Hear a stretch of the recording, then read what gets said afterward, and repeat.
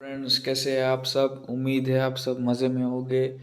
आज फिर से एक इन्फॉर्मेटिव वीडियो लेके आए हैं। आज का वीडियो है life insurance corporation of India, जिसे हम LIC के नाम से जानते हैं, उसके IPO के बारे में। तो ज़्यादा टाइम ना वेस्ट करते हुए आगे बढ़ते हैं वीडियो में। दीपम सेक्रेटरी तुहिन कांता पांडे ने कहा है कि हम अर्ली मार्च में, यानी कि मार्च महीने के स्टार्टिंग में ही LIC का IPO ला सकते हैं। गवर्नमेंट, आप सबको पता है कि गवर्नमेंट अपने डिसइन्वेस्टमेंट्स के टारगेट अचीव करना चाहती है। तो मोटा मोटी पॉसिबल है कि इसी मार्च महीने में LIC का IPO आ जाए। और उसका मनी कंट्रोल को दिए गए एक इंटरव्यू में दीपम सेक्रेटरी ने कंफर्मेशन भी ऑलमोस्ट दिया है।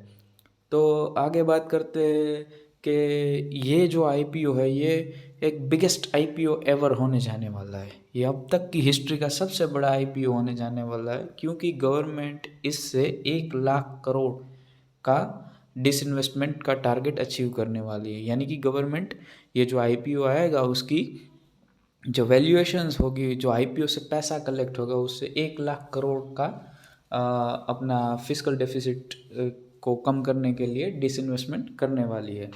अब बात करते हैं LIC के बारे में। वैसे इसके बारे में बात करने की ज़्यादा ज़रूरत इसलिए नहीं है क्योंकि LIC के बारे में ऑलमोस्ट सब जानते ही है। हर घर में एक पॉलिसी तो LIC की होती ही है, या फिर किसी ना किसी की एक पॉलिसी होती है, जिससे हम, ये इतना फेमिलियर कंपनी है कि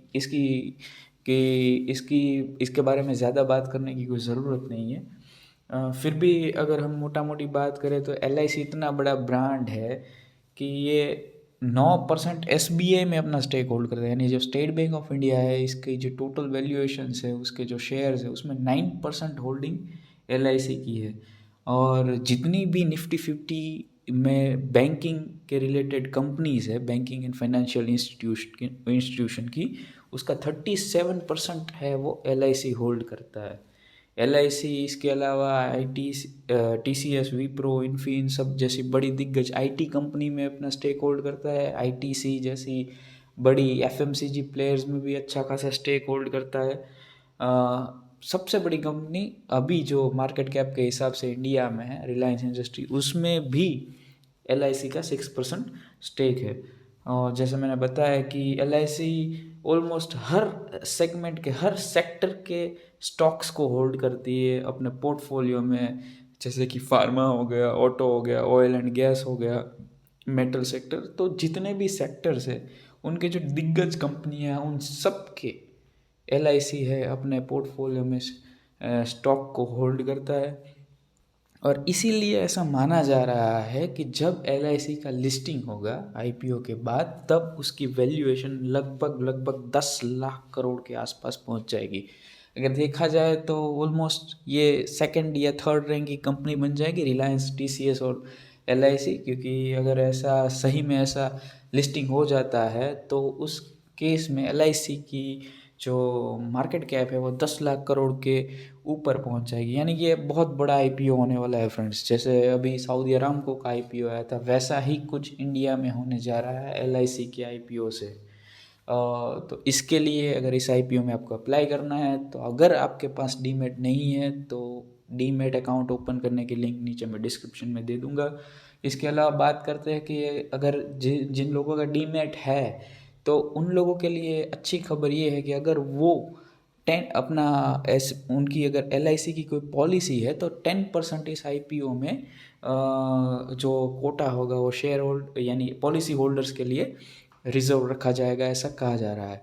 तो अगर आप LIC के पॉलिसी होल्डर हो, तो आप एक तो रिटेल कैटेगरी में भी अप्लाई कर पाओगे, और दूसरा आपका पॉलिसी होल्डर कोटा में भी आप एप्लीकेशन लगा पाओगे।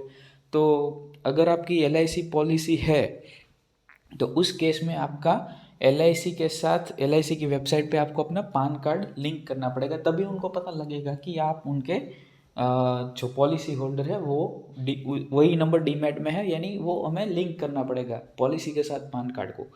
तो अगर आपको इसके बारे में पता नहीं तो उसके बारे में भी बात कर लेते हैं। आपको कुछ नहीं करना है। सबसे पहले लाइफ इंश्योरेंस कॉरपोरेशन, आप गूगल पे भी लिखोगे LIC ऑफ इंडिया, तो वेबसाइट खुल जाएगी। नीचे अदर सर्विसेज है, ऑनलाइन सर्विसेज है, उसमें आपको क्लिक करना है। जैसे ही आप क्लिक करोगे ऐसी स्क्रीन खुल जाएगी। इसमें सबसे पहले तो आपको ये चेक करना है कि चेक पॉलिसी पान स्टेटस, यानी अगर आपकी पॉलिसी में आपका पान कार्ड सीड है या नहीं है, ये हमें सबसे पहले यहाँ पे चेक करना है। अगर सीड है तो कोई बात नहीं है, उनके पास डेटाबेस में आपका पान कार्ड अपडेट है, आपको कुछ करने की ज़रूरत नहीं है। पर अगर हम चेक करते हैं वहाँ पे चेक पॉलिसी पान स्टेटस में, और अगर ऐसी स्क्रीन खुलेगी जैसे अभी आपको स्क्रीन पे दिख रही है, आपको अपना पॉलिसी नंबर डालना है, डेट ऑफ बर्थ डालनी है, पान कार्ड नंबर और कैप्चा डालना है। जैसे ही आप एंटर करोगे तो ऐसी स्क्रीन आ जाएगी, पान अवेलेबिलिटी स्टेटस। अगर आपका पान उस पॉलिसी के साथ लिंक है तो वैसा मैसेज डिस्प्ले होगा, अगर नहीं है तो इस टाइप का मैसेज आएगा कि PAN not registered in our system against policy number. तो इस केस में यहाँ पे आपका जो पान कार्ड है वो पॉलिसी के साथ लिंक नहीं है।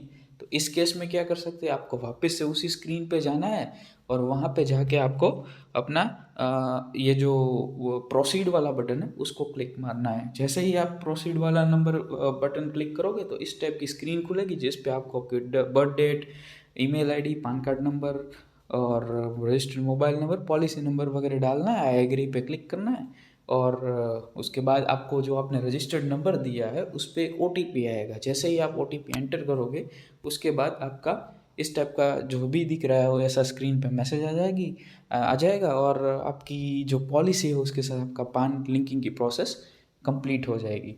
तो इस तरीके से आप अपनी पॉलिसी के साथ आपका पान कार्ड लिंक कर सकते हो। अच्छा खासा बड़ा तगड़ा IPO आने वाले हैं, तो इस IPO में अगर हमें एक और एप्लीकेशन पॉलिसी होल्डर कोटा में करने को मिलती है तो हमें ऐसे चांस को गंवाना नहीं चाहिए, हमें इस पे भी फोकस रखना चाहिए।